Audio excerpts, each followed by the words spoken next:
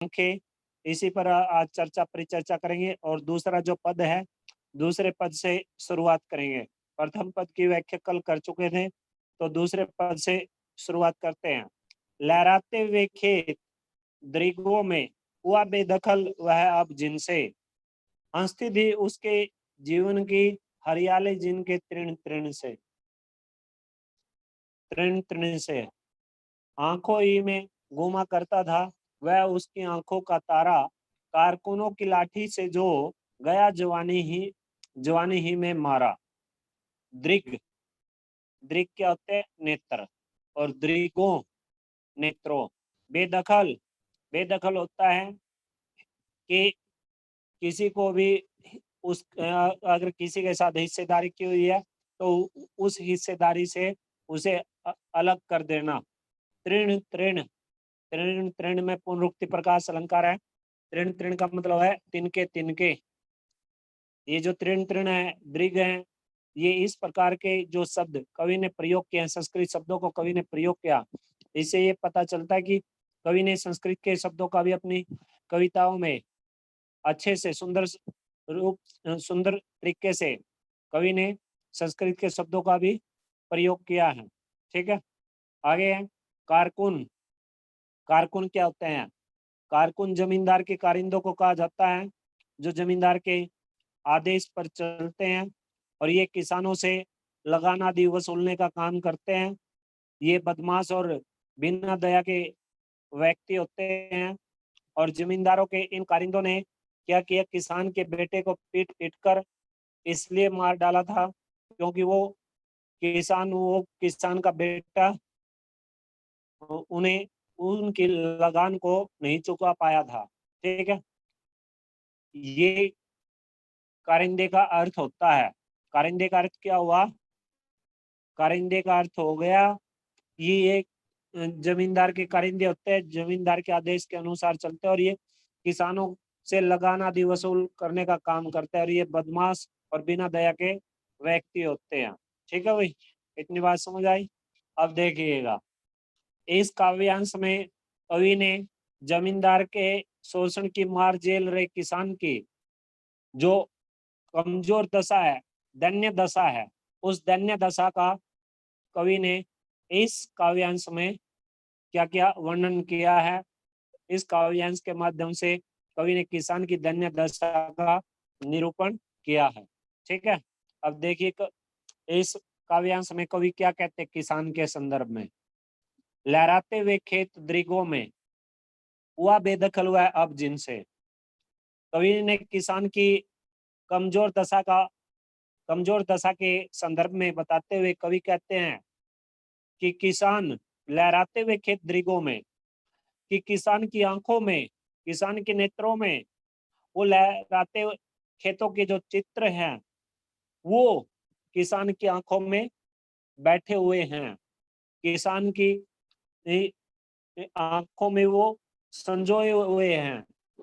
किसान अपनी खेतों को लहराते खेतों के चित्रों को किसान अपनी आंखों में लिए हुए है, क्योंकि किसान ने उन खेतों को, उन खेतों में खून पसीना, उन खेतों को खून पसीने से अच्छे से सिंचा है। उन खेतों को किसान ने क्या किया है? खून पसीने से सिंचा है।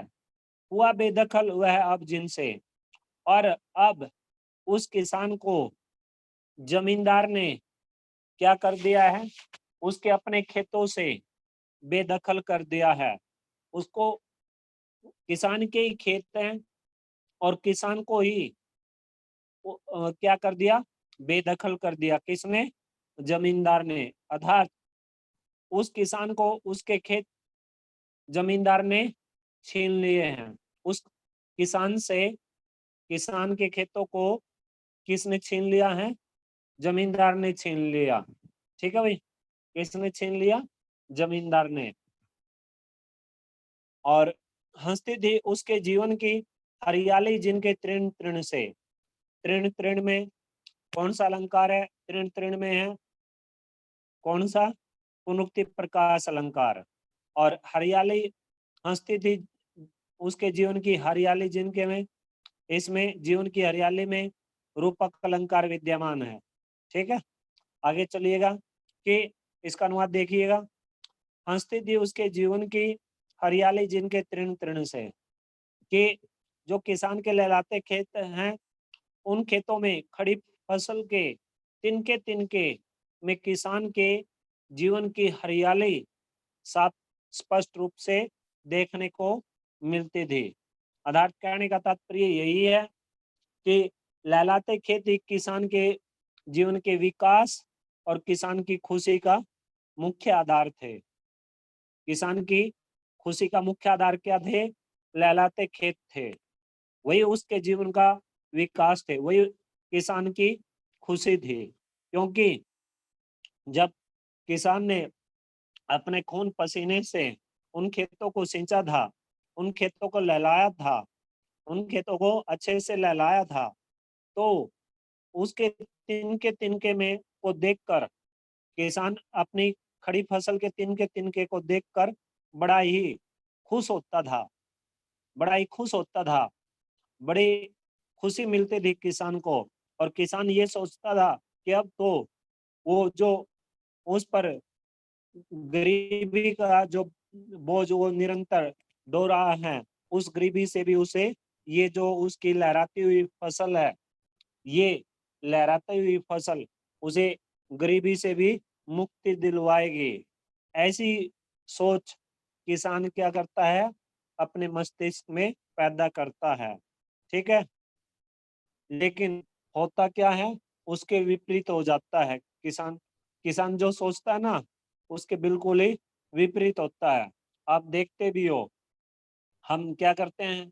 हम सभी के सभी खेतों में अच्छे से मेहनत करते हैं, मेहनत मजदूरी करते हैं, दिन रात लगे रहते हैं, ना आंधी देखते, ना बरसात देखते, ना धूप देखते, ना छाव देखते। लेकिन फिर भी क्या होता है? कई बार प्राकृतिक आपदा की वजह से कई बार लगातार बारिश हो जाती है, कई बार ये जो फैक्ट्रियां बनी हुई हैं जगह जगह, इनके धुएं से जो किसान की फसल है वो तुरंत ही क्या हो जाती है? बर्बाद हो जाती है, या फिर अच्छे से उसके पैदा उस खेत में से अच्छे से पैदावार नहीं निकल पाती, और सरकार भी कोई ठोस कदम नहीं उठा पाती। सिर्फ कागजों में ठोस कदम उठाती है, रियलिटी में किसान के लिए कोई भी ठोस कदम सरकार नहीं उठाती। ये करारा व्यंग्य है। ठीक है, ये व्यंग्य है सरकार पर। सरकार पर भी सरकार पर ये व्यंग्य है। आप देखते भी हो, देख भी रहे हो पिछले 6-7 महीनों से किसान के साथ किसान की कैसी हालात बन चुकी है। ठीक है ना, आपने देखा भी है पिछले 6-7 महीनों से सरकार का कुछ नहीं है। सरकार तो क्या करती रहती है? तरह तरह के टैक्सों बढ़ा देगी, पेट्रोल डीजल जो खाने पीने की चीजें हैं, जो दवाइयां जिन किसानों को किसान जिन दवाइयों का खेतों में प्रयोग करता है, उनमें उनकी बढ़ोतरी कर देगी। आपने देखा भी होगा शायद पीछे, क्या नाम है, न्यूज़पेपर में भी आया हुआ था, जो खाद है, वो खाद जो 1100 रुपये का खाद मिलता था, वो 1900 रुपये का एक जो बैग है, एक थैला 1900 रुपये का कर दिया सरकार ने। ये सरकार तो क्या करेगी? निकालेगी आम के आदमी में से। ठीक है, तो यहाँ पे कहीं ना कुछ तालमेल ठीक तरह से नहीं बैठ पा रहा है। कुछ ना कुछ कहीं ना कहीं कोई ना कोई कमी अवश्य है, जिसकी वजह से ये तालमेल नहीं बैठ पा रहा। ठीक है, ये तो एक सामान्य बात थी, लेकिन ऐसी घटनाएं, ये कोई नई घटना नहीं है, ये कोई नई घटना नहीं है। इससे पहले भी अनेकों अनेक ऐसी घटनाएं घटित हो चुकी है समाज के अंदर, देश के अंदर। लंबे लंबे आंदोलन चले हैं। महेंद्र सिंह टिकैत, जो राकेश टिकैत के पिताश्री थे, उन्होंने भी करीबन ऐसे ही आंदोलन चलाए। और अकेले महेंद्र सिंह टिकैत की बात नहीं है, बहुत सारे ऐसे ऐसे टिकैत रहे हैं देश के अंदर, जिन्होंने लगातार संघर्ष किया किसानों के लिए। और सर छोटू राम किसानों के मसीहा कहलाए जाते हैं, चौधरी देवीलाल जी किसानों के मसीहा कहलाए जाते थे। ठीक है, तो इस प्रकार के ऐसे ऐसे बहुत वो हैं, क्या नाम है, अजीत सिंह जी जिनका अभी निधन हुआ है, ठीक है, वो किसानों के मसीहा कहलाए जाते थे। तो ऐसे ऐसे बहुत सारे ऐसे नेता भी हैं जो किसानों का जिन्होंने प्रतिनिधित्व किया है, ठीक है, किसानों की आवाज को उठाने का भरपूर प्रयास किया है, लेकिन कहीं ना कहीं अपना खुद का भी इनका निजी स्वार्थ होता है कहीं ना कहीं, ठीक है। कई बार तो ये जो प्रतिनिधित्व करते हैं यही बिक जाते हैं, ठीक है, ये अपना निजी स्वार्थ निकालने के लिए ऐसा कुछ करते हैं, ऐसा भी होता है, कई बार देखने को मिलता है। और ये जो घटना है भारत देश में, ये पहले भी ऐसे ही थी और आज भी ऐसे ही है, और मुझे तो ऐसा लगता है कि भविष्य में भी किसानों के साथ ऐसा ही सलूक होगा। मुझे नहीं लगता है कि किसानों की स्थिति सुधरेगी, ठीक है भाई। तो आगे देखिए इस कविता के अनुसार चलिए, तो सामने बताते थे चलिए कि आंखों ही में घूमा करता वह उसकी आंखों का तारा, आंखों में घूमना और आंखों का तारा। आंखों में घूमने का मतलब है कि उन यादों को बार बार दोहराना, यादों को बार बार दोहराना। और आंखों का तारा बहुत प्यारा, आंखों का तारा बहुत प्यारा। इस तरह से कवि ने इस काव्यांश में मुहावरों का भी प्रयोग किया है, और इस कविता में भी कवि ने मुहावरों का प्रयोग किया है। मुहावरों की वजह से ये इस कविता में और भी, इस कविता की सुंदरता और भी ज्यादा बढ़ जाती है, ठीक है। तो देखिए क्या कहते हैं कि किसान का जो बेटा है आंखों ही में घूमा करता वह उसकी आंखों का तारा, कारकुनों की लाठी से जो गया जवानी में ही मारा। यहाँ से शुरू करेंगे, कारकुनों की लाठी से जो गया जवानी ही में मारा। यहाँ से अनुवाद शुरू करेंगे कि किसान का जो बेटा है, किसान का बेटा उसकी आंखों का तारा हुआ करता था, क्योंकि किसान, यहाँ से शुरू किया हमने, उसकी आंखों का तारा है। और कारकुनों की लाठी से जो गया जवानी में ही मारा, कि किसान का जो बेटा है, किसान का बेटा किसान की आंखों का तारा हुआ करता था, यानी कि किसान अपने बेटे से बहुत प्यार करता था, उसे बहुत ही ज्यादा, किसान को अपने बेटे से बहुत ज्यादा लगाव था। क्योंकि क्यों लगाव था? क्योंकि किसान को एक उम्मीद थी कि बड़ा होकर उसका जो बेटा है उसके कामकाज में हाथ बटाएगा, ठीक है, उसका सहयोग करेगा।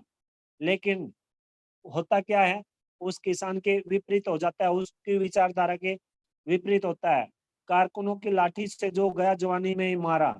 और इस तरह से उस बिना दया के उस जमींदार के ने अपने कारिंदों को बुलाकर उस किसान के बेटे को लाठियों से पिटवा दिया, लाठियों से पीट पीट कर उस किसान के बेटे को गया जवानी में ही मारा, उस किसान के बेटे को जवानी में ही मरवा दिया।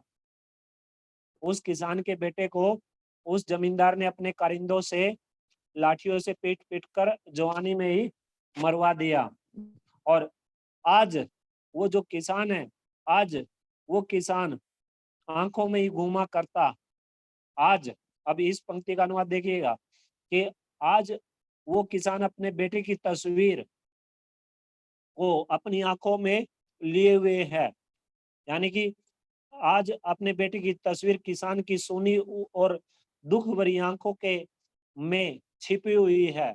आज भी किसान की आंखों में वो पूरी की पूरी घटना उसकी आंखों के सामने क्या करते हैं, जब भी वो उस घटना के संदर्भ में किसान सोचता है, उसको याद करता है, तो आज भी किसान को अपने बेटे की तस्वीर अपने बेटे की तस्वीर किसान की आंखों में समाई हुई है। उसको वो तुरंत ही उसके सामने आ जाती है, किसान के सामने आ जाती है अपने बेटे की तस्वीर।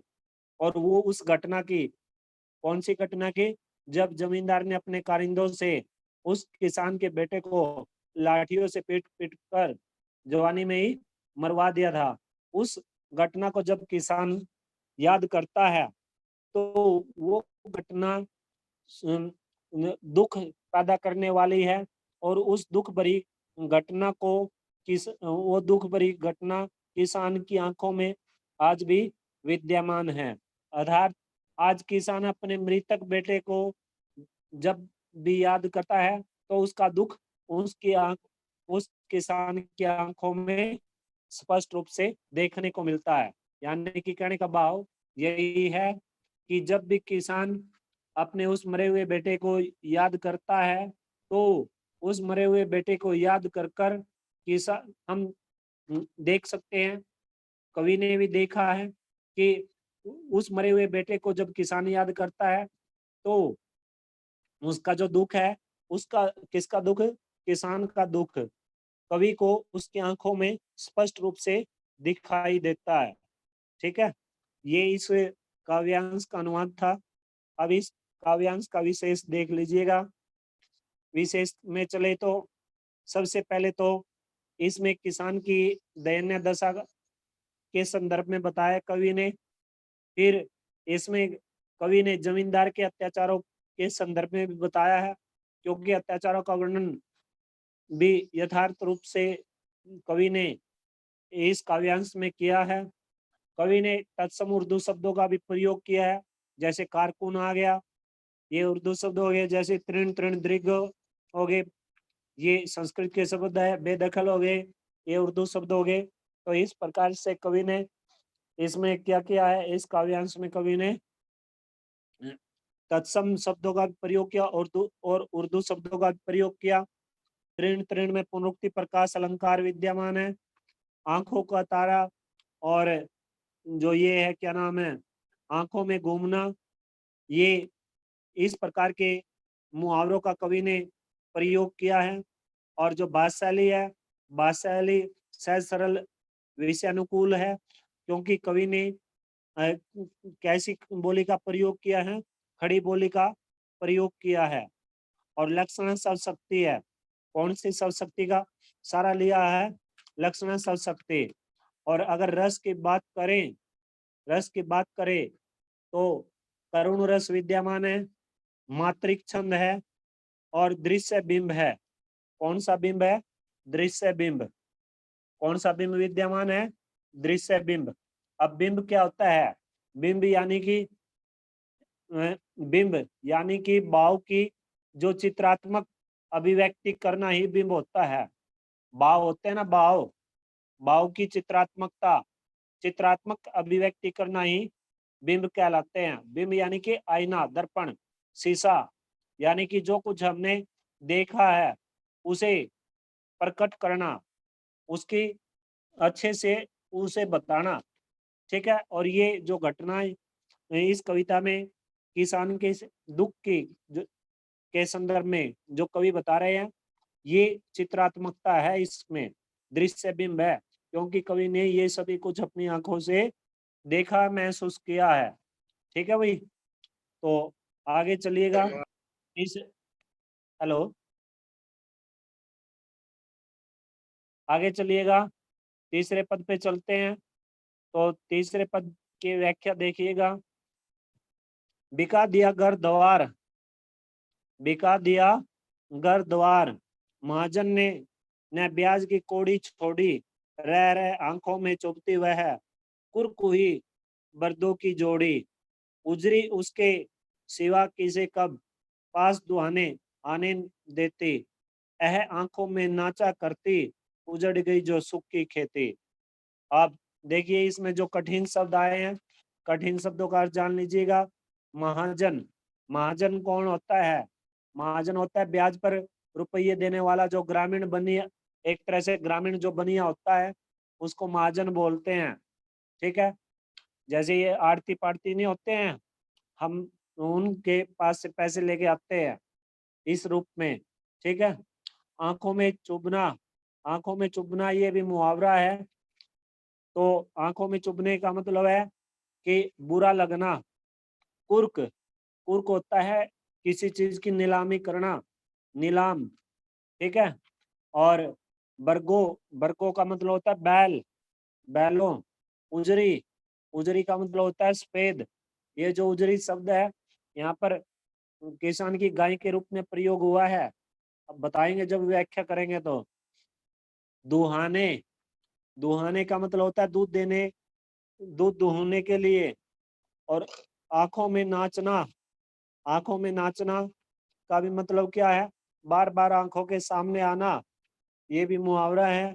बार बार आंखों के सामने आना। उजड़ जाना, उजड़ जाने का मतलब होता है बर्बाद हो जाना, खत्म हो जाना, नष्ट हो जाना।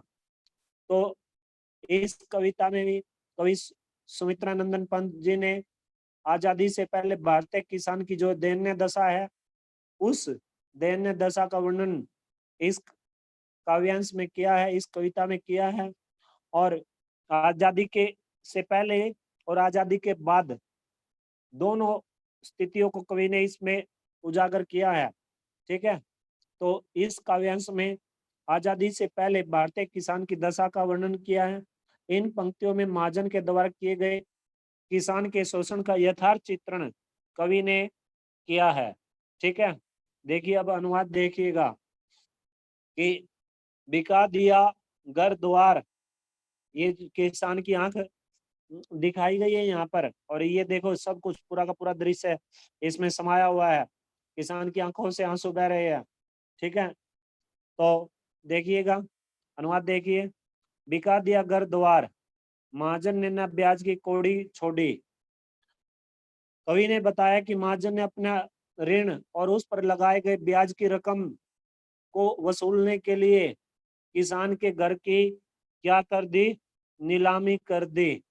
किसान के घर की क्या कर दी, नीलामी कर दी।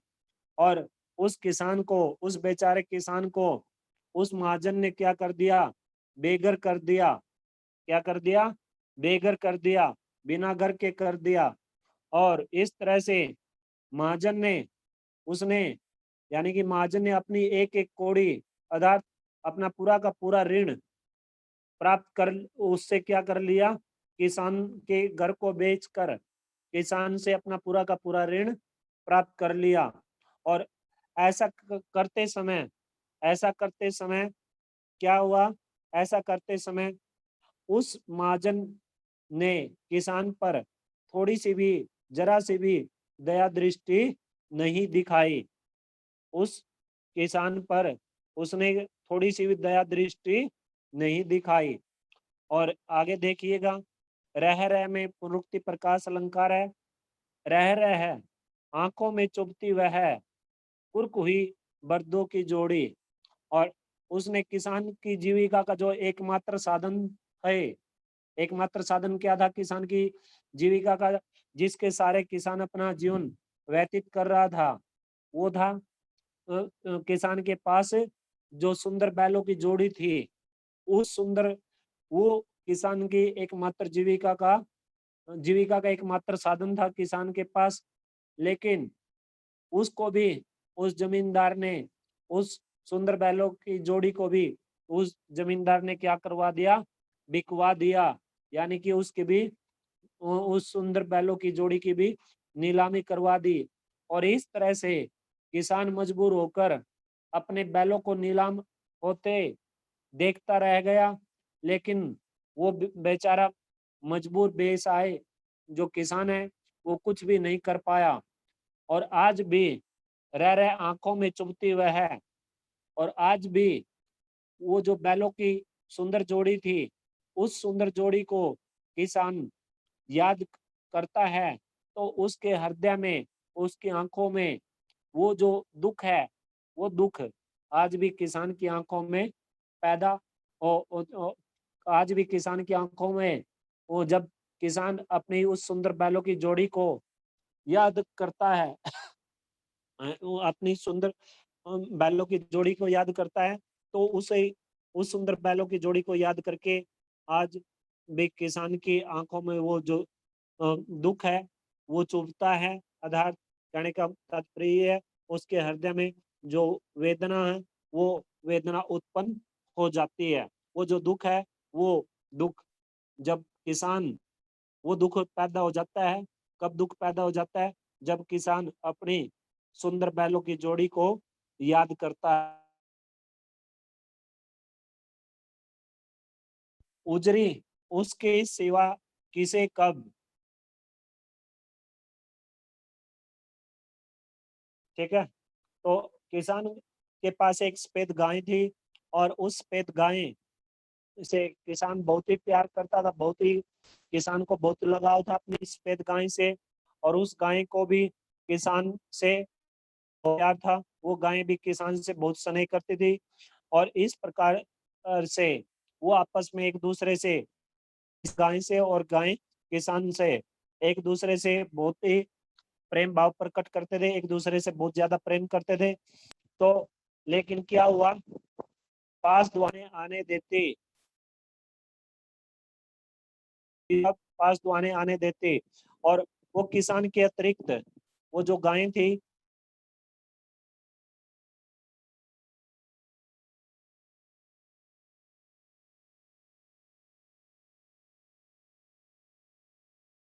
कि उस गाय की जो देख रेख है वो किसान बड़ी अच्छे से करता था, उसके देखभाल किसान बड़ी अच्छे से कर रहा था।